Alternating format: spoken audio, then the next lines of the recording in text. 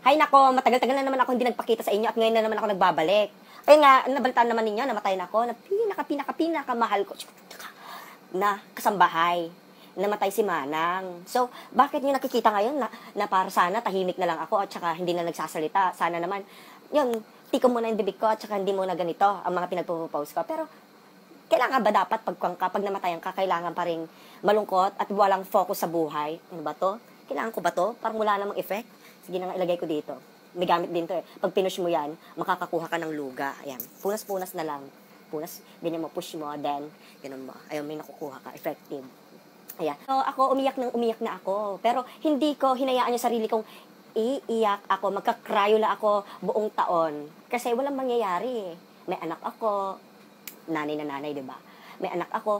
Siyempre, sa akin kumukuha yung bata ng lakas. Dapat pinapakita ko sa kanya na malakas ako, kaya natin to. Kahit wala na si Manang. 'Di ba? Alam ko lang, pagsubok lang yan ng Diyos. 'Di ba? Pagsubok lang ng Diyos yan. 'Di ba? 'Di ba? Pagsubok lang yan ng Diyos, 'di ba?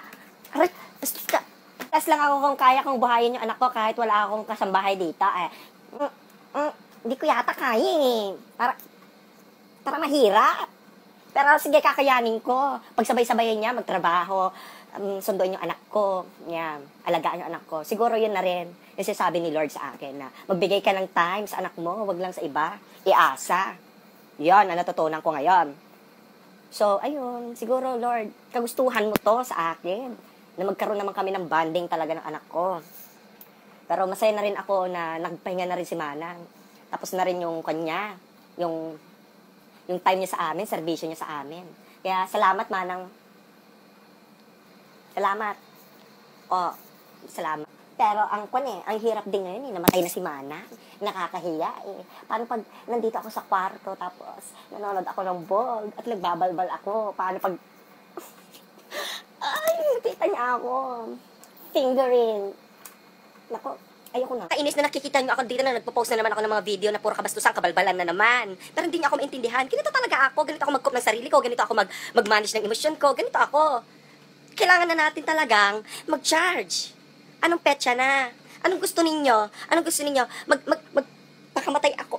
Hindi magkasya. Magbigti ako sa kalungkutan, di ba? Kung mag-move on ka rin din naman in the future, dapat simulan mo na ngayon. Di ba? Wala namang mangyayari sa'yo kung iiyak lungkot-lungkutan ka, di ba?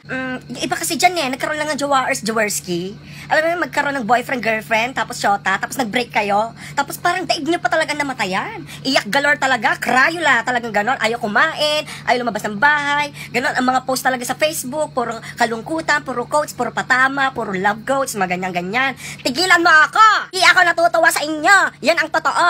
Kayo yung mga typical na emo magalona. Yun ang totoo. Ano, umiiyak ka dahil iniwang ka? O umiiyak ka dahil mabuti na siyang kamay?